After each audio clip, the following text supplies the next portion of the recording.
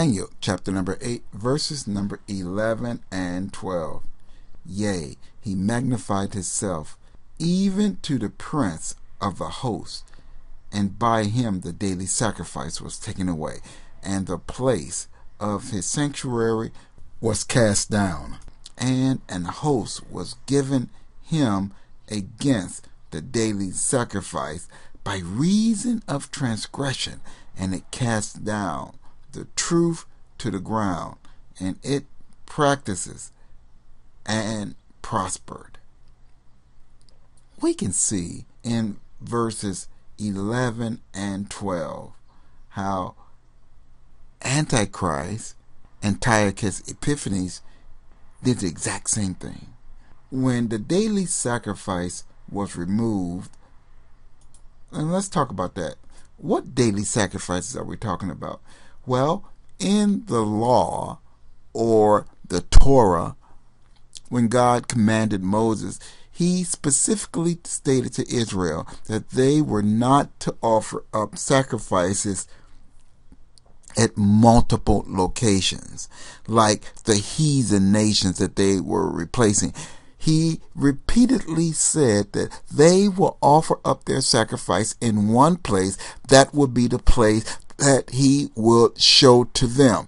And through time, we understand that God revealed through King David that was to be Jerusalem and the site of the temple.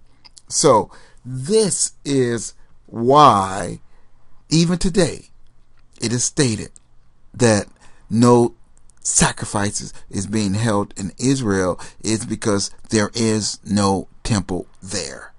And so many people believe that for biblical prophecy to be fulfilled, for Antiochus Epiphanes / for Antichrist to remove the daily sacrifices, that there will have to be a third temple resurrected there. We are not saying that it will eliminate, destroy, or replace the Dome of the Rock. We are saying that a third temple needs to be erected.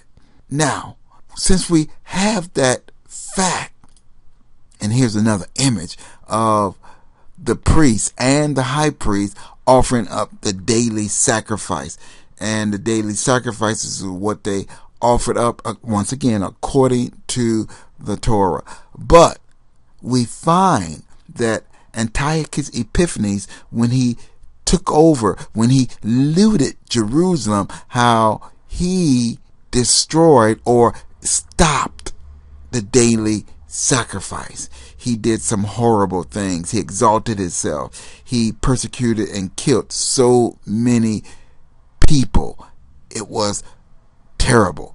And it even said that not only did he murder the people, he offered up pig or swine on the temple altar and set up a statue of Zeus. That's what some people believe, that the abomination that maketh desolation that Daniel will be talking about very shortly. This is what a lot of people believe Antiochus Epiphanes did. It was a statue of Zeus with his image. So this is what is believed. Now, let's fast forward a little bit, and we can see when the Roman Empire, when they took over the temple and destroyed it in 70 AD, right before they destroyed it, how they defiled the temple as well, how they offered up swine and set up the Roman standard with the eagle and the picture of the emperor underneath it. Once again, they set up a abomination that maketh desolation, and they ended the daily sacrifice. And until this day, the time of this recording, it has still been ceased until the third temple is actually erected. And we find Antichrist will do the exact same thing.